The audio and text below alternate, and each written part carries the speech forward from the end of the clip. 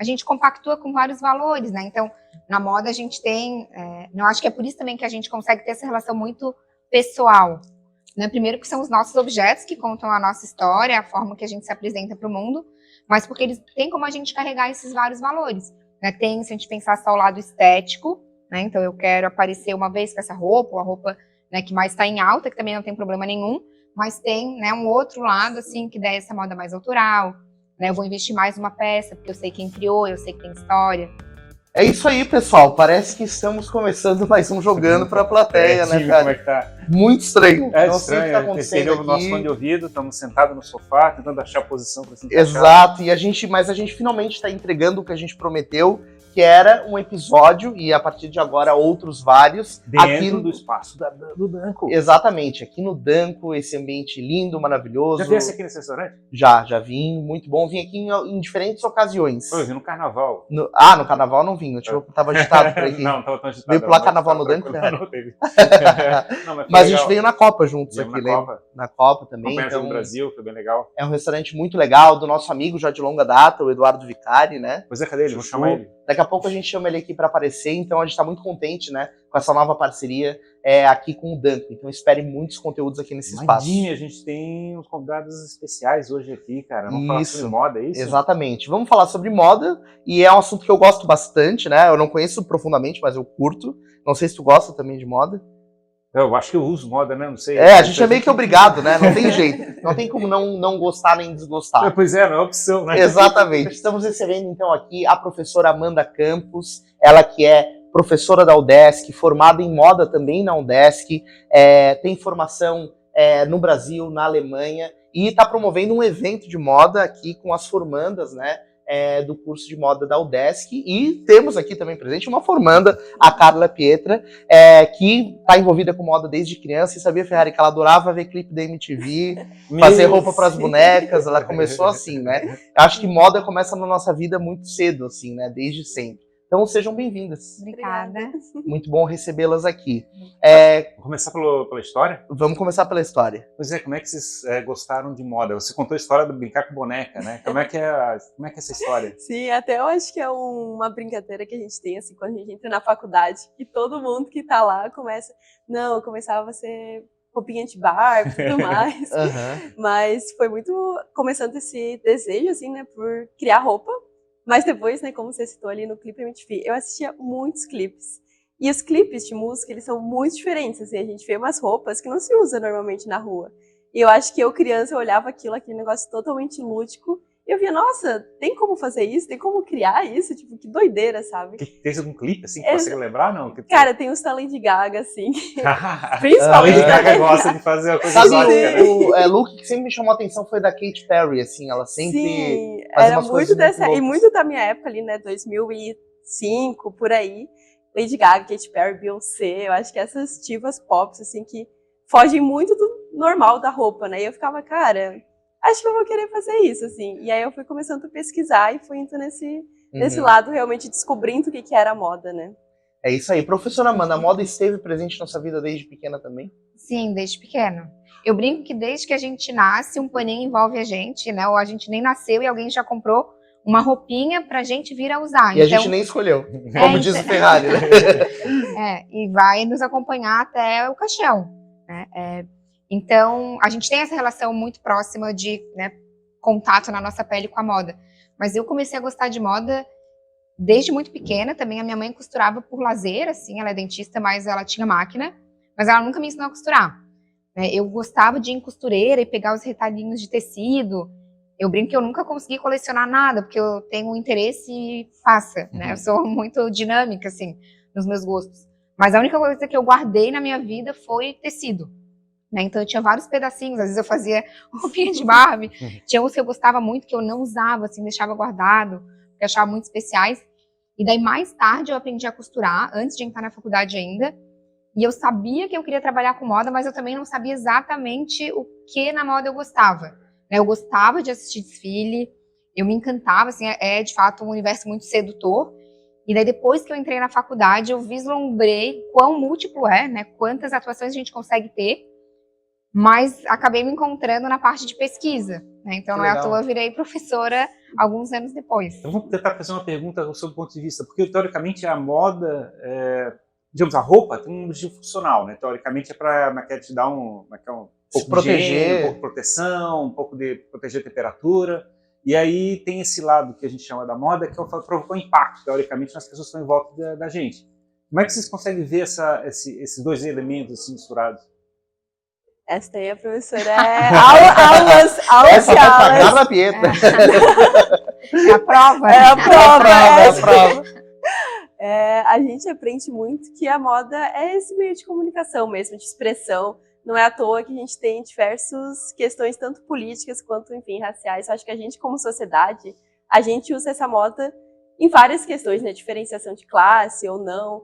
E é isso que a gente estuda, assim, é bem complexo. Eu acho que não teria uma resposta muito certa para isso, assim, né? Eu acho que a professora Mantella estuda isso muito bem, por isso que é maravilhoso que ela está aqui, assim, para até me corrigir se eu estiver errada. Mas eu acho que vem muito disso, assim, porque se fosse pra gente só se proteger, tava todo mundo andando igual, com um pano, assim, né, tipo, corbete e tudo mais, né, mas a gente tem esses gostos, a gente tem a nossa questão histórica, onde que a gente vem, o que que a gente quer se diferenciar, quais grupos, né, a gente Mas quer. engraçado, eu tô me lembrando agora, por exemplo, que uma fábrica é comum dar um uniforme e fazer tudo ficar igual, né? É muita brincadeira que a gente tem, que a gente quer se diferenciar, mas a gente quer estar dentro de um grupo, né? Isso. Querendo ou não. Então tem essa atualidade, assim. Às vezes, apesar da roupa estar diferente em relação ao todo, ela te faz pertencer a um certo grupo. Por exemplo, no meio do empreendedorismo, eu não sei por que existe isso, Ferrari, mas é comum todo mundo usar camiseta preta, tu já percebeu isso? É sério Uma mesmo. gola V? Não gola V. Gola V daí é muito almofadinha, muito Faria Lima. Mas o pessoal usa muito camiseta preta. Se for ver vários empreendedores, todo mundo de camiseta preta e jeans. Que eu acho que foi meio que uma coisa que o Steve Jobs... Aquela gola rolê. A rolê quando ele tava ousado, mas normalmente ele usava uma camisetinha básica e uma calça jeans e ia pro palco apresentar o novo iPhone e tal. Eu não sei se foi o fato dele ter esse comportamento de usar uma roupa básica. Depois o Zuckerberg fez uma declaração que tinha só camiseta cinza e calça tudo da mesma cor. Não, aquele que ficava com aquele hoodie que ele chama, que é aquele de capuz. Ele não era ele? Acho que sim. Acho que da Gap, né? Isso, um moletomzinho da Gap. Mas te faz pertencer a um grupo, né? Sim, e é muito interessante, assim, quando a gente fala desse lado, que a gente fala um lado mais social da moda, né? Então, se a gente for pensar um fator biológico ou físico, é isso, né? Pudor, né? Proteção às intempéries climáticas, é uma coisa muito básica. E daí, quando a gente vai para as razões sociais da moda, e a gente começa a estudar, né, de fato, esse comportamento que está ligado tanto a uma autoexpressão, então a gente entra na questão da identidade, mas principalmente a esse pertencimento ao grupo. Daí a gente entra nessa dinâmica da dualidade, né? Essa dualidade ela vai estar, nesse primeiro momento, ignorando o que a gente depois considera moda, muito associada à nossa aparência, né? Então, pela minha aparência, eu quero me diferenciar e quero pertencer, né? Então, daí quando eu vejo, né, que tipo de comunicação eu exerço quando eu falo, não, eu não me importo com moda, eu não quero saber das últimas tendências, né? Eu só tenho tempo para botar lá o meu uniforme de todo dia, que é a minha camiseta preta, minha calça jeans, nem ligo, para isso não tenho tempo de me preocupar com isso. Né? Tem um sociólogo, um antropólogo inglês, que ele fala que durante a faculdade ele se vestia mal de propósito para falar que ele era muito inteligente. Claro que isso muitos anos depois, né, já estudando moda, mas ele fazia esse diagnóstico dele. Então eu explicitamente nego a moda, porque eu nego os valores.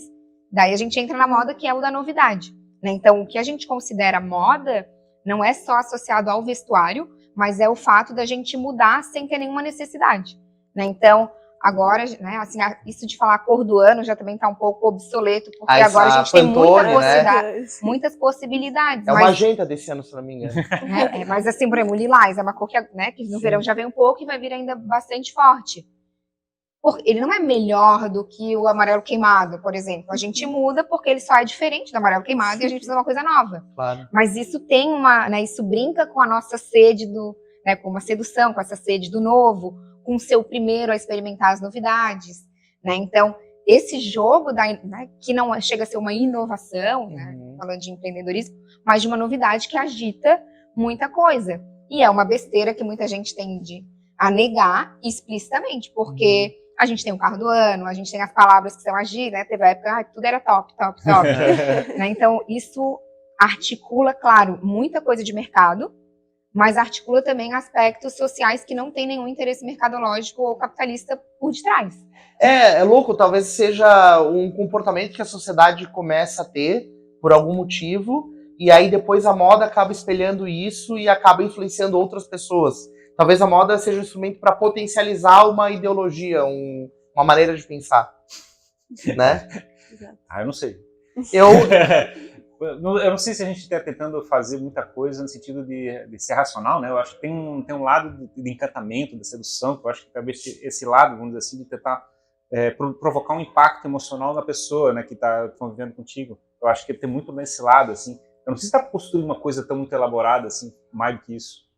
E da gente mesmo, eu acho, assim, né? Assim, ó, eu vim aqui, né, botei um salto, a nossa postura muda, né? Então, se tu sabe que tu tá a pessoa mais, né, ou, sei lá, precisou emendar um evento no outro, tá se sentindo horrível, meio suado, com aquela roupa que não é aquela que tu queria estar usando, a tua postura é diferente, né? Então, tem isso do grupo, mas tem uma coisa própria também, né? A gente se veste muito para os outros, mas também pra gente.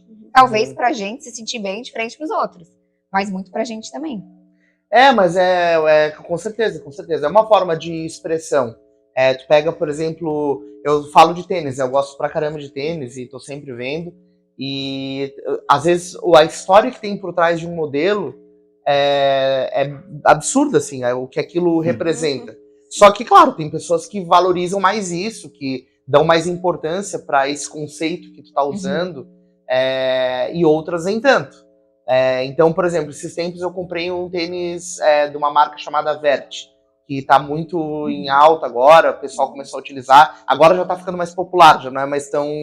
tem que sair. Unadopted, mas é uma marca que tem uma história, um design parisiense, com tecnologia brasileira, aí tem todo o motivo do porquê aquela marca foi feita, o nome dela era Veja, aí não pôde estar no Brasil como Veja, tiveram que mudar para Vert. Então, eu uso o tênis que eu comprei e eu me sinto carregando toda essa história. Sim. A gente compactua com vários valores, né? Então, na moda a gente tem... eu acho que é por isso também que a gente consegue ter essa relação muito pessoal. Né? Primeiro porque são os nossos objetos que contam a nossa história, a forma que a gente se apresenta para o mundo, mas porque eles têm como a gente carregar esses vários valores. Né? Tem, se a gente pensar só o lado estético, né? Então eu quero aparecer uma vez com essa roupa, ou a roupa, né, que mais está em alta, que também não tem problema nenhum, mas tem, né, um outro lado, assim, que dá essa moda mais autoral, né, eu vou investir mais numa peça, porque eu sei quem criou, eu sei que tem história, que o material tem qualidade, eu sei que quem construiu aquilo não foi, né, foi bem remunerado também, de forma justa. Mas ele também talvez esteja caminhando talvez para um conceito de arte, quando a gente está falando com uma peça única. Por exemplo, quando você está chamando a atenção, que é por causa de ser exótico, ser diferente, ou coisa parecida, já tem um elemento de chegar e provocar um impacto mais significativo para o público. Sim, são aproximações. Exato. E o que eu falasse ali rapidamente sobre o ponto de estar mal vestido? Por exemplo, essa palavra mal vestido. Porque, digamos, a pessoa pode chegar e botar qualquer roupa que está no armário e sair, aí alguém pode falar dizendo assim, pô, ele está mal vestido. Isso é uma Tinha aquele esquadrão, né, na moda, né? Tinha uma brincadeira. Isso é uma percepção. Tem pessoas que podem dizer que sim, tem gente que tá, mas quer. O que é mal vestido? Olha, que pergunta difícil. Pois é. Eu acho que é muito, tipo assim, pelo menos ali a gente, nos alunos, é muito difícil a gente julgar alguém como brega, ou julgar alguém como mal vestido, assim, porque a gente entende que é muito o individual da pessoa, né? E eu acho que até a gente, estudantes, né, pessoas que estudam a moda, a gente entende que não é muito certo, assim, né, falar sobre, né, mal vestido e tudo mais, porque a gente acredita que cada um tem sua individualidade e a gente é livre para realmente usar o que quiser, né? Claro, a gente tem nossas preferências estéticas, mas até mesmo como designer, né? A gente está criando coleções, então a gente vai ter nossas preferências estéticas, mas eu não vejo muito essa questão, assim, do mal vestidos como alguma pauta, assim, né, necessária na nossa formação, assim. No campo da moda, assim, a gente, né, tem como atuar com produção de moda, né, como um produtor de moda, ou como... Ai, gente, esqueci o nome. Uma pessoa que tiver stylist, assim, né, então, para ajudar a dar dicas, mas se tem uma percepção hoje em dia que praticamente nada está fora da moda, porque a gente tem, né, piscou o olho e surgiu uma novidade não seria quase impossível estar fora de moda. Mas existe, né, assim, socialmente, alguns cânones, né, do que é estar, né, mais bem vestido ou mais mal vestido, ou inadequado, talvez, para a situação, mas do campo, né, assim, internamente, como estudantes de moda ou estilistas, a gente tende a se interessar pelo que é fora do padrão, porque Sim. aí que tá a novidade. Chama atenção. Claro. Claro, exato. E também é um desafio, né? Porque a pessoa que decide se vestir fora do padrão, digamos assim, ou chamar atenção para ela tem que... Isso tem que fazer parte naturalmente daquilo da história que ela quer contar, né? Mas é difícil, eu fico pensando aquela história da Lady Gaga ter parecido com um vestido de carne, né? Literalmente um carne de, sei lá, deve ser de vaca, imagina. Eu fico imaginando aquele negócio, deve ter cheiro, deve ter cor, deve ter... Eu fico imaginando que é o choque que provoca no público em volta. Sim, até hoje a gente tá falando disso, né? Então ela conseguiu. Ela chegou no objetivo dela. Né? Exato. Eu queria estar na pele dela, né? Mas é que bom ter ela para fazer essas coisas. Pois é, e aí eu acho que então, dentro disso que a gente está discutindo, o elemento da moda que é relevante é o impacto que está provocando nas pessoas que estão em volta, estão convivendo com você, né? Eu acho que esse é o elemento que a gente está discutindo, né? De saber como é que você faz esse lado de cuidar, de utilizar a roupa como processo de comunicação. O lado de talvez mal vestido, eu fico pensando que possa estar relacionado ao fato da pessoa não estar cuidando disso, de certa forma. Está chegando e não está provocando o impacto que seria saudável para ele. É que daí, na verdade, a gente entra em espectros amplos, assim, porque daí tem tanto isso, né, num nível pessoal, eu me vestir de forma inadequada para ir, sei lá, jantar com a minha sogra. Né? Então, uma questão mais, assim, em relação a né, padrão de elegância, ser uma norma social, e daí tem esse, né, espectro de algumas pessoas, né, então se eu vir aqui com vestido de carne, as pessoas vão achar que eu sou uma ativista vegana, né, ou uma doida, enfim... Mas a Lady Gaga, né, então tem muito isso também na moda e em várias áreas, que é quem faz o discurso. Isso legitima muito, né, é igual, né, uma Alessandra Ambrosio usar certa roupa e aquilo, né, ter esse potencial de, né, virar uma grande tendência. Agora foi um boom a Gisele Bündchen estar no camarote da Brahma. Sim, ela usou o mesmo look de 2014, né? Então assim, né? Um monte de gente tá lá e ninguém fotografa. Exato. Mas eu fiquei pensando, será que ela fez isso? Não sei. Será que foi o stylist que montou ela? Montou, ela chegou e disse assim, vamos usar exatamente aquele negócio e fazer isso virar assunto? Será Quem decidiu eu não sei, mas foi o mesmo stylist que vestiu ela nas duas ocasiões. Agora eu fiquei pensando também, é claro, talvez eles mesmos tenham comunicado isso, mas quem se lembrou a roupa que ela usou no carnaval de 2014 pra dizer que ela usou a mesma agora, né? Como é quem que parou pra ver isso, né? Mas talvez seja uma maneira de... Porque daí o pessoal ficou falando, né, de repetir roupa e etc, que se até a Gisele repete, todo mundo pode repetir. E tem esse lado também digamos, a mulher tem muito esse lado de provocar esse impacto, né, e o homem talvez, a gente usa a expressão, né, mais elegante, né, em vez de chegar e provocar impacto. Eu não sei se tem essa conotação, ou eu tô meio quadrado. Acho que é uma... Meio quadrado. Não, mas é que reverbera assim, uma característica que a gente tem enquanto sociedade da moda ser um espaço mais da aparência, do fútil, e a mulher, né, ter sido relegado às mulheres drasticamente a partir do século XVIII, porque antes disso a moda era, né, o masculino era mais expressivo na moda, muito expressivo, mas é como, né, uma característica mais social da moda masculina variar menos, ainda que hoje em dia eu acho, né, comparado assim à minha juventude, eu lembro, né, o Giannichini foi na novela, um dos primeiros metrosexuais, daquela onda dos meninos começarem a usar rosa, e aí ainda era um uau, né, e isso já tem, né, não vou dizer melhorado, mas assim, se disseminado mais. Mas é louco isso, né? Porque, na verdade, eu acho que também com certeza uma questão cultural também muito forte. Porque você pega, por exemplo, os homens ingleses ou italianos, eles têm uma maneira de se vestir muito mais elegante, de postura, né? O cara sai de casa lá para um dia normal com um blazer e um lenço, né? E é uma coisa que aqui no Brasil não rola muito, assim. É difícil tu ver uma pessoa com uma roupa mais rebuscada, assim, num dia comum. E é uma questão cultural, eu imagino, né? Sim. E qual é digamos, na faculdade da moda, o que ela tem trabalhado? A gente discutiu sobre esse lado psicológico, o lado da arte. O que ele tem trabalhado na faculdade? A gente começa muito a faculdade, sim, muito pela questão da criatividade. Então, a gente é bem impulsionado, assim, né? Tanto de metodologias, de como a gente ativa, assim, né? E cria realmente para começar a criar a moda. Mas aí a faculdade, ela vai desde a história da moda brasileira, a moda contemporânea, tem toda essa parte teórica mesmo, bem densa, assim, que é algo que eu curto muito. tanto a parte que a Amanda estava comentando aqui de comportamento social, comportamento consumidor, as pesquisas de tendência, né? A gente estuda isso muito a fundo, que também é uma área assim, que eu tenho total carinho, acho que é a área que eu mais curto mesmo. E aí a gente realmente tem a parte de criação da moda, né? Então, de fazer coleções, de criar, enfim, paleta de cores, moodboard, realmente criar a roupa em si, né? Então, a gente tem tanto a costura quanto a modelagem e todo esse desenvolvimento, né? O tipo que é de ponta a ponta, né? Pra gente criar uma coleção, a gente tem que saber a história, a gente tem que saber para quem que a gente está criando essa roupa, né? Esse vestuário, essa coleção. Então a gente tem é bem completo assim nesse curso. Então ele tem limite assim, no sentido assim, a gente está falando de sapatos, acessórios, cabelo, como é que é, onde é que termina, vamos dizer assim, a moda? A gente ali na Moda UDESC a gente faz o vestuário em si, mas a gente tem várias matérias de produção de moda, né? Como a Amanda estava comentando, de como fazer essas composições. Então a gente cria a coleção, mas não cria necessariamente o acessórios. Tem gente que pode criar, né? A gente tem esse livre, né? Essa questão muito livre assim do curso de, se eu quiser criar um colar para colocar junto com a minha coleção, a gente é criador ali, então é super aberto. Assim, os professores até incentivam a gente, né? Mas a gente fica ali no vestuário mesmo, né? Eu queria aproveitar para puxar um lado assim na moda que eu acho que é legal as pessoas conhecerem, né? Quem está ouvindo esse papo que a gente está fazendo. Porque a entrega, né, que um estilista, alguém de moda faz numa passarela ou num look para ser fotografado, por exemplo, ela tem um cuidado muito grande, né, e tem que ser uma entrega perfeita, assim, acho que tem muito essa visão. Mas os bastidores é uma correria gigantesca e todo mundo de um lado para o outro e às vezes tem uma gambiarrinha lá para fazer alguma coisa dar certo, o clipe salva o final do dia.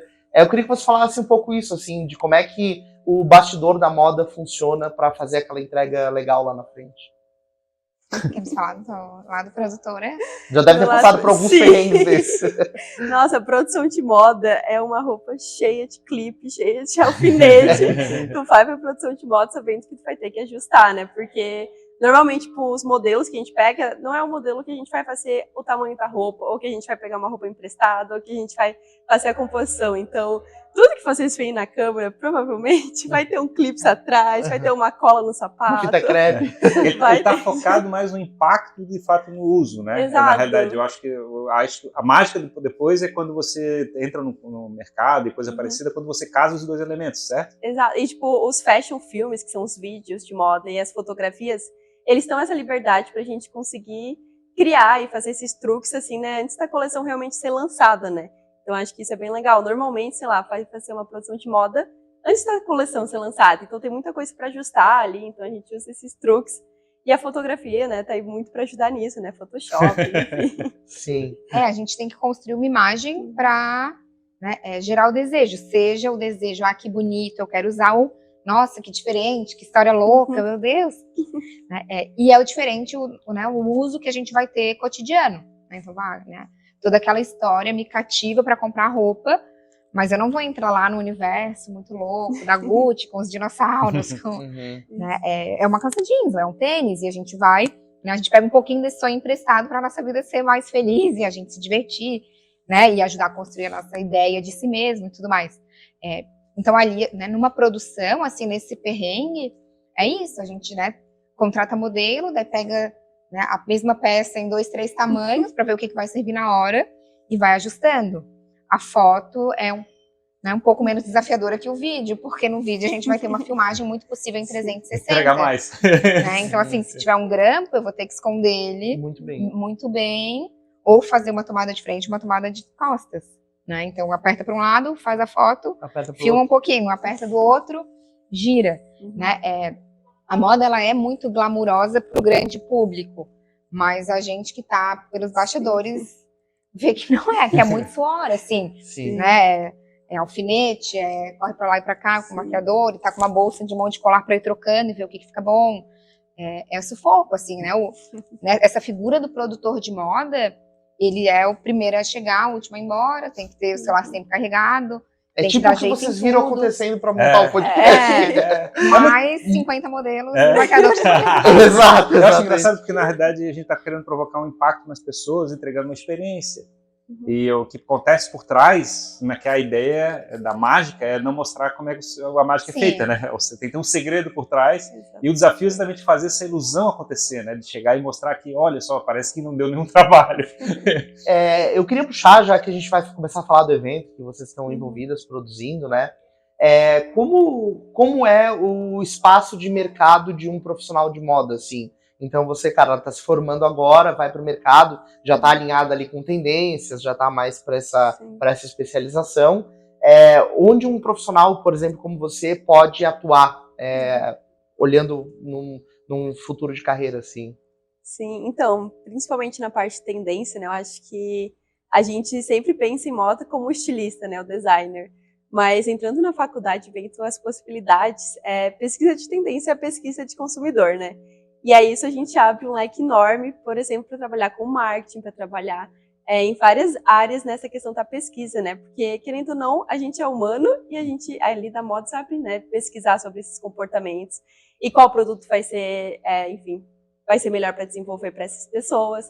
Então, tanto no marketing, falando mais de pesquisa, quanto da parte, claro, de criação, né? Então, vai ter esse realmente de produtor de moda, como a gente estava falando, né? Criação de fotos, vídeos, direção artística. Acho que a parte do designer mesmo, né? Aí realmente fazer as roupas, nesse mercado de trabalho, assim, né? Acho que falando de São Paulo ali, Floripa, tem bastante possibilidades, assim, né? Trabalhando de moda. Agora me veio mais essa na cabeça, não sei se... É um leque muito amplo, assim, se a gente for pensar, né? Então tem, né, na parte de professor, trabalhar com comportamento, né? Eu falo assim, inteligência em produto, na verdade, né? A gente faz. E agora até mais em serviço, quando a gente pensa também em comunicação. Né? Então tem toda a área de comunicação, marketing, pesquisa. Tem pessoas da moda que trabalham na parte de interior de carro, que a gente chama color and trim. Ah, que legal. Ele dá um leque muito amplo. Então o cara vai lá na Porsche, por exemplo, escolhe a costura, a cor do banco. Então, faz como se fosse o interior, né? Mas que é uma área que explora muito pesquisa de tendências, por exemplo. Que legal. Né? Que é o que lá na moda, eu acho que o nosso aluno ele tem esse diferencial, assim, por toda essa carga mais teórica que no início do curso, por que eu tenho que ler 100 páginas por semana? Né? E ficar estudando o que um senhor escreveu lá no século XVIII sobre moda. Né? Ele te dá essa base de entender que é de fato comportamento, essas dualidades, né? Eu sempre brinco lá, né, que toda tendência tem essa contratendência, ou a gente tem.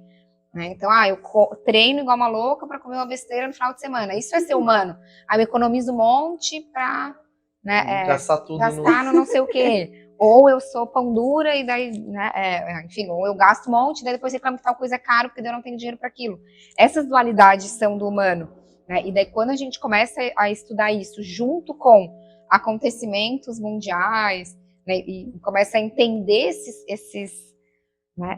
essas manchas assim que vão mais ou menos se delineando, isso dá uma base muito grande para os nossos alunos. Né? Agora, é desafiador realmente eu chegar, né, enfim, numa Microsoft e falar, eu entendo de gente, me contrata.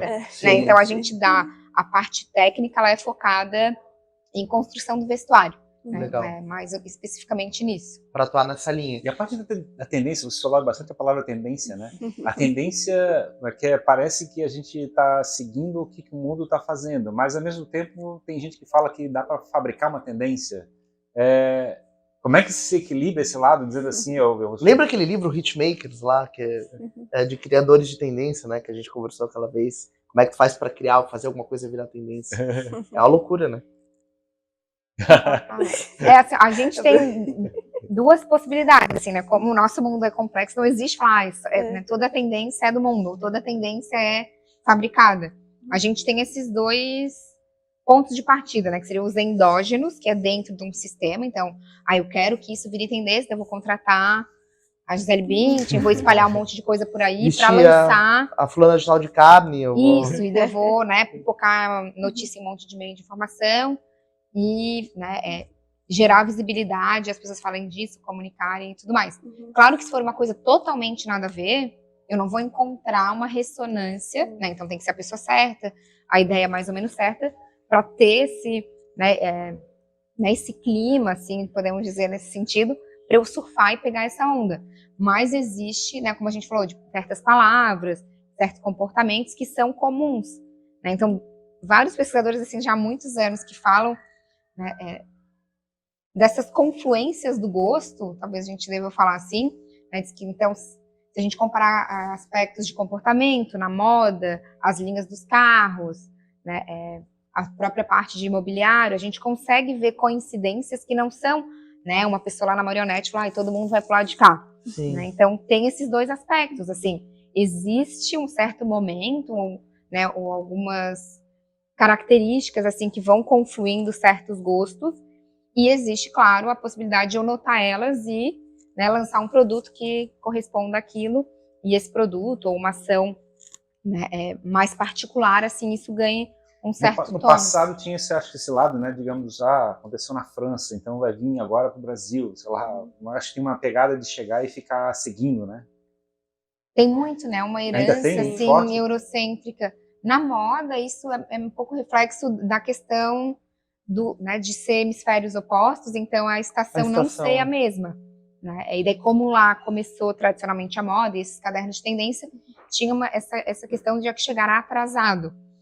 Mas isso já se inverte, por exemplo, quando a gente fala de moda praia, porque daí Brasil acaba lançando muita informação de moda. O pessoal fala de biquínis brasileiros, coisa parecida, como é que vira uma marca, de certa forma. Sim, né, acaba sendo o nosso carro-chefe, assim. Lá na Alemanha a gente falava né, que a moda sustentável, na Alemanha acaba sendo meio que a bandeira deles também, como a alta costura, por exemplo, de Paris, né, na França. Né, então tem as tradições da moda. Mas a gente ainda vive, né, esse processo histórico que né, de ter que dar uma patinada, assim, né, atrás da Europa, e vendo também como eles absorvem certas tendências que para cá não funcionam. E ao mesmo tempo, exato, tem que dar uma tropicalizada, assim, na ideia. Eles falam. E eu fico pensando também nessa questão da velocidade de transporte da informação, porque no passado acho que tinha que vir revistas impressas para mostrar alguma coisa, né? Eu acho que hoje a internet fez a gente ficar uma aldeia global de uma vez só, né? Sim, agora é instantâneo. Os primeiros desfiles, já que depois a gente vai falar de eventos, mas os primeiros desfiles não podia ir fotógrafo, né? Então era proibido porque se tinha medo de que eles iam fotografar as peças e ir para uma revista, daí alguma modista iria copiar a peça daquele estilista, e agora a própria marca já lança, né, pelo Instagram, né, a filmagem completa, já com a setinha ali para tu comprar a peça que a modelo está desfilando na hora. Tem que estar acelerado. Né, porque a produção também é muito mais rápida, né? Então, o que eles estão desfilando, eles conseguem lançar na semana seguinte. Pois é, e aí eu queria trazer essa história da moda ser rápida, né? E é engraçado porque parece que a gente está sempre sendo empurrado, e parece não, a gente está, né? Pela próxima tendência, pelo que vai vigorar a partir de agora. E há algum tempo já tem uma discussão sobre sustentabilidade na moda versus o conceito fast fashion, assim, né? E aí tem até aquelas matérias que o pessoal faz no deserto do Atacama, no Chile, né? Que é um espaço onde tem um monte de restos, assim, do mundo de produtos de moda que acabam se acumulando porque não tiveram uso. Como a moda está enxergando isso agora, assim? Como a moda está lidando para trabalhar, talvez, esses conceitos? Bom, falando assim mais da faculdade, né? A gente, desde o início também, a gente tem matérias até sobre sustentabilidade, tanto da questão têxtil quanto de reaproveitamento, porque a gente entende, né, que essa é uma indústria que a gente está inserida e que a gente precisa mudar, né, esses meios de, enfim, de produção e tudo mais. E ainda mais a gente como designer, né, se a gente for pensar nessa criação desenfreada, a gente vai ficar doido, né, a gente tiver que criar, tipo, imagina, coleções a cada semana, assim, né, que é como funciona. Então, falando ali um pouco mais da parte acadêmica, né, a gente tem essa consciência, assim, né, a gente é preparado para esse momento, assim, né, de, ok, vamos pensar em outras possibilidades, vamos ter esse senso crítico, né, até mesmo de consumo, assim, né, a gente pensando como consumidores. Então, é muito interessante a gente ver, assim, e realmente notar e colocar a mão na consciência, tipo, não, a gente tem essa indústria, a gente entende, né, o impacto que ela tem no meio ambiente, e a gente tenta mudar, né, pequenas ações e até mesmo nas nossas criações. E, por exemplo, o Octa, assim, né, que a gente vai ter agora no nosso desfile. Pois aproveita já para fazer esse gancho do evento. Exato, assim, criar essas roupas digitais, elas vêm muito com essa questão também da sustentabilidade, né, eu vejo muito isso.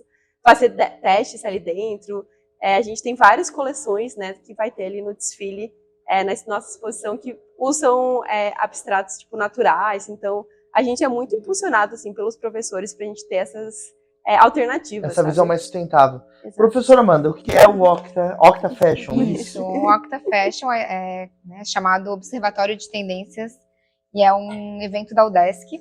Desde 2011 ele tem esse nome porque a ideia era transformar o que já existia, que era um desfile de formatura, num evento de fato profissional. Então tu tinha falado dessa inserção dos nossos alunos no mercado. O Octa ele é parte, na verdade ele é a expressão assim, de uma disciplina, que é a coordenação de evento de moda. Então eles, além de criar as peças que vão ser expostas nesse evento que é o Octa, isso tá a organização desse evento está vinculada a uma disciplina.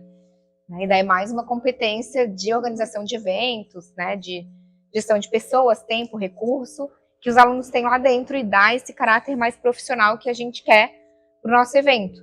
Então, ele é uma grande mostra dos trabalhos dos alunos do último ano do curso de moda da UDESC e que reverberam os ensinamentos, desde lá da primeira fase, como vocês puderam ver aqui hoje.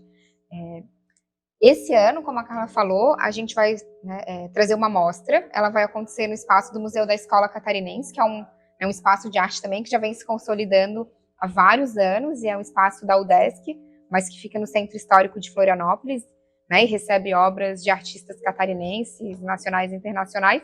E a gente teve a festividade... É o mesmo Museu Cruz e Souza, não? Não, ele fica na frente do Vitor Meirelles, na Saldanha Marinho, ali atrás. Então, subindo Ercílio Luz, perto dos barzinhos badalados pelos jovens, isso. Mas a gente tem, então, essa felicidade de entrar no espaço do museu e fazer a nossa mostra de uma forma diferente dessa de um desfile. E agora com as coleções todas modeladas em 3D. Então, acho que isso que a Carla estava falando, quando a gente vai construir uma peça de roupa ou uma coleção, a gente faz o desenho, então o desenho artístico, depois a gente vai fazer a modelagem. Entre a modelagem e a roupa certinha do jeito que eu comprei na loja, ou eu vestindo ela, existe uma série de passos. Aqui o ombro ficou largo demais, ou ficou apertado na cintura para a proporção do tamanho do busto. Esse bolso tinha que ser mais comprido. A gente faz uma série de ajustes, e tudo isso a gente vai fazendo e testando, a gente chama de protótipo.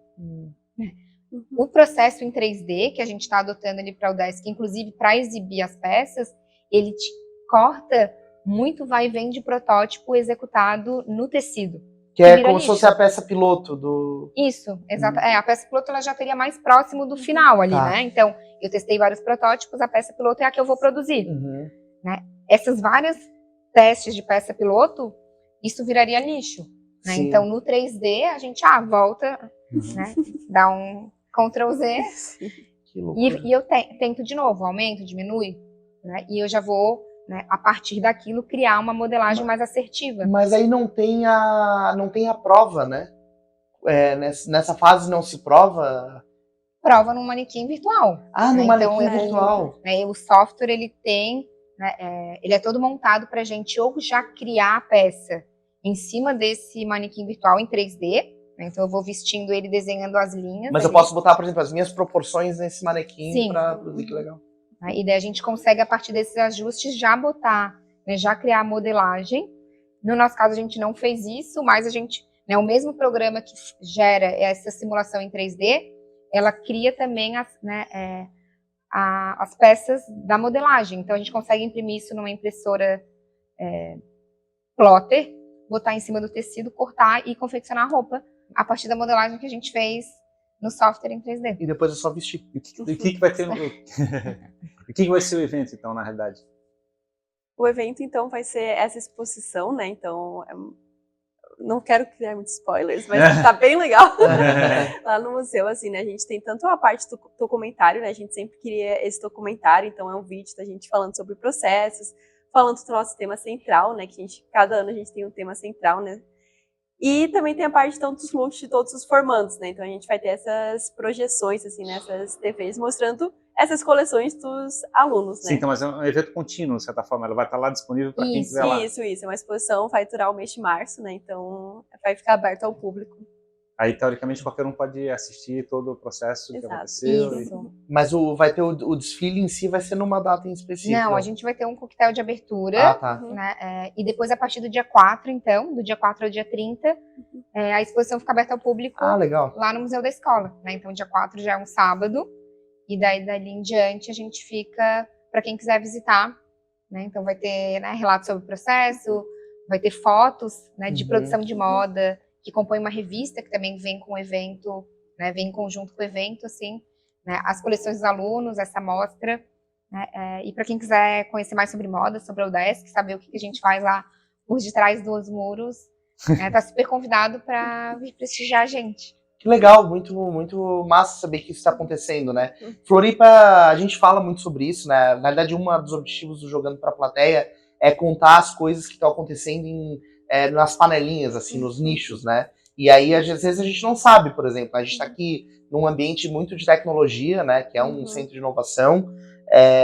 E aí tem, por exemplo, o mundo da moda que está fervendo, com um monte de coisa lá acontecendo. Tem inovações na área da gastronomia. E é importante que as pessoas se conversem, né? Sim. Saibam que isso está acontecendo nesses diferentes lugares. Para a gente, assim, em particular, o Octa, ele tem esse lado que a gente fala que é a extensão, que é levar o que é feito dentro da universidade para a comunidade. E para a gente é muito importante as pessoas entenderem, né, claro, agradecer também esse espaço, o que a gente faz, Claro. né, ver os efeitos disso também como informação de moda, né? Então isso serve para várias pessoas na área de criação, assim, né, captar as tendências que estão sendo lançadas lá, e as pessoas entenderem também que a moda é para todo mundo, né? Não é só lá a Lady Gaga e a Gisele que a gente falou aqui, mas que é alcançável, né? Enfim, tanto para estudar, né, quanto para entender e para, né, criar gosto, talvez, né? Isso, eu acho exatamente. Que tem esse lado, né? Talvez que a gente fica assim, uma coisa distante, não tem nada a ver comigo, de certa forma, que você pode chegar e fazer parte desse processo. Sim. Vocês têm sentido que a internet, assim, tem algum caso, por exemplo, na tua turma, ou nessa geração de pessoas que estão se formando, de alguém que, através da internet, conseguiu despontar mais cedo, antes de ir para o mercado, digamos assim, porque produziu alguma coisa em específico? Eu vi um caso, eu não sei exatamente se a pessoa era estudante de moda, né? Mas eu vi uma menina que pegou a chuteira do namorado, desmontou, fez um body, aí a Jade Picon usou, e aí ferveu, assim, esse body, um pouquinho antes da Copa, de usar a chuteira, depois começaram a fazer com outras coisas. E eu achei um negócio muito louco, assim, porque é uma pessoa que teve esse insight, conseguiu transformar uma coisa em outra, e aí viralizou, explodiu ali, teve visibilidade. Isso está antecipando a entrada dos estudantes de moda no mercado, assim? Já aconteceu no universo de vocês? Sim, eu acho que até na nossa turma tem diversas pessoas que utilizam a internet, né, para, enfim, realmente começar, assim, no meio de trabalho. Inclusive, a gente vai se formar agora, né, mas eu vejo, assim, né, do meu grupo ali, do pessoal da sala, a gente já tá todo mundo na sua área, tá todo mundo já também nesse trabalho, assim, né, que a gente seguiu. E tem várias áreas, assim, né, mas a gente tá ali na internet, né, querendo ou não, hoje em dia, assim, enfim, TikTok, Instagram, ele potencializou muito isso, e a gente não só como estudante de moda, mas também como pessoas que estão na sociedade, né, utilizam esses meios realmente para tá ali, né, junto. Expor o trabalho e tal. Expor o trabalho, e é algo que o público gosta, né, a gente sempre tem essa questão, que se tu vê ali o TikTok, tem muita coisa, muitas trends, né, digamos assim, né, que tá em alta, que é sobre moda, e a gente, como estudante, a gente tem essa questão, assim, que a gente estuda um assunto que o público ama ouvir falar, né? É louco, porque a pessoa pode ter uma carreira mesmo, já ter começado uma carreira mesmo antes de se formar, né? Sim. Já sai da faculdade com, sei lá, com um negócio, de repente. Mas ao mesmo tempo, tipo, é uma tremenda oportunidade e também um desafio enorme, porque aprender a comunicar nesses novos espaços que a gente tem é um desafio, assim, de se chegar. A gente está falando de tendências, né? A gente está falando que o poder da internet fabricar novas tendências. Esse caso do top, na verdade, não foi um body, foi um negócio que foi do nada, realmente, né? E aí tu olhou, depois ela mostrou como o processo de produzir, assim, e aí realmente a gente vê que como isso está na mão de cada uma das pessoas. Acho que tu colocou muito bem. Não só por ser estudante de moda, mas por ser uma pessoa que está vivendo nesse tempo que a gente está vivendo, né? De usar a internet. Muito legal. Muito bom recebê-las aqui, né? Para conhecer mais desse mundo, desse universo. O evento em si, ele tem um site, tem algum lugar onde as pessoas podem se inscrever? Ou... Sim, tem o site da UDESC, né, com as informações. Mas o Instagram, eu acho que é a nossa melhor ferramenta. meio. Acaba sendo a nossa forma mais próxima de contato. Não precisa se inscrever para o evento. O Museu da Escola fica aberto da 13h até as 19h, de segunda a sábado, se eu não me engano. Vamos conferir, mas se eu não me engano é de segunda a sábado. E fica aberto para visitação, né? Então a gente quer muito que as pessoas, né, prestigiem, que vão conhecer, né, que passem lá antes de tomar um café ou depois de uma visita no médico. Né? A gente está com essa facilidade que ele está no centro da cidade. Claro, bem então acessível. é um lugar de boa circulação. Visita, marca a gente, marca o nosso Instagram, a gente vai, né, sempre responde, assim, tem um... Qual que é o arroba do Instagram? É @OctaFashion. @OctaFashion. Vai estar na descrição. OCTA. Por que o nome é Octa? Então, na verdade, nessa questão de deixar o evento mais profissional, né, todo ano o desfile ele tinha o nome do tema daquele ano. E daí, a partir de 2011, com essa mudança de objetivo, se tornou Octa tanto por ser um evento ligado à 8ª fase. Que vai ser sempre da 8ª fase. Isso, e daí se criou esse acrônimo de Observatório de Cultura e Tendências Antecipadas. Que legal. Então é um jogo assim de palavras que mostra, né, o que as pessoas vão ver lá, né? Esses vários criadores absorvendo isso que a gente chama de espírito do tempo, essas tendências, e dando a sua expressividade. É legal cultural. porque a cada ano, cada turma vai ajudar a construir a mesma coisa, né? Sim. Então isso é bacana também. O perfil de vocês querem deixar público também? O perfil de influencer de vocês. Vocês podem colocar, os seguidores podem seguir vocês. O meu é carlapi.etra. Carlapi.etra. O meu é Amanda Q. Campos. No Instagram eu não sou a Prof. Amanda, eu brinco. Mas eu também tenho um podcast que chama Teorias da Moda. Sério? Que legal. Eu fiz para dar aula na pandemia, para não consumir, né, muito vídeo, a internet dos alunos, então eu resolvi usar esse recurso de áudio. Eu não alimento muito eles, mas quem quiser, né, saber um pouco mais sobre filosofia da moda ou qualquer outro conteúdo que tenha lá disponível, será muito bem-vindo. Depois pode me escrever pelo Instagram que a gente conversa. Agora tu vai ter que contar como é que foi essa ideia de dar aula por áudio, que legal isso, né? Foi muito boa. Pura necessidade, é que nem o evento virar digital, foi pura necessidade, né, sofrendo as influências do espírito do tempo. Com a pandemia, né, enfim, veio pandemia, a gente teve que sair da universidade, teve esse espaço, né, um certo vácuo, assim, e a gente precisou ficar de sobreaviso até ter certeza que os alunos iam ter internet, computador e tudo mais. E daí, quando começaram os conteúdos, né, quando a gente pôde voltar a dar aula online, tinha essa questão de que nem todo aluno poderia estar online no momento da aula, porque os pais também estão trabalhando de casa, o irmão tem tarefinha da escola e tudo mais. E daí, né, a questão, eu vou ter que gravar um vídeo. Né, quanto que isso vai consumir da internet do aluno? Né, eram conteúdos mais teóricos. E daí, né, conversando com professores de outras áreas, eu acho que vou fazer um podcast. Que legal. E daí eu não divulguei, mas eu também não deixei ele fechado. Mas ele tá postado onde, os áudios? Olha, tem no Spotify. Eu gravava pelo Anchor, mas tem no Spotify, Anchor. Tá por tudo. Tá lá, né? Eu não acompanho, não divulgo, eu não edito. É bem, né, assim, simples. E tu gravava com o celular mesmo, subia pra lá? Nossa. Daí fui pegar dicas, né? Embaixo do edredom. Edredom, horário que não passava muito carro. Né? Deixava os cachorros longe. Mas o pessoal diz que em casa o melhor lugar pra gravar podcast é no quarto, né? Porque tem o colchão, tem cortina, daí bota o edredom aí. O banheiro tem a ressonância de fazer vai ficar ótimo, né? Deus, eu prometo que eu gravei todos esses. O banheiro é só pra cantar. Quer cantar, vai pro banheiro. Podcast no quarto. Mas daí foi muito legal, porque, né, tinha os alunos, daí tinha ex-aluno que falava, ai, prof, eu ouvi, que saudade da faculdade.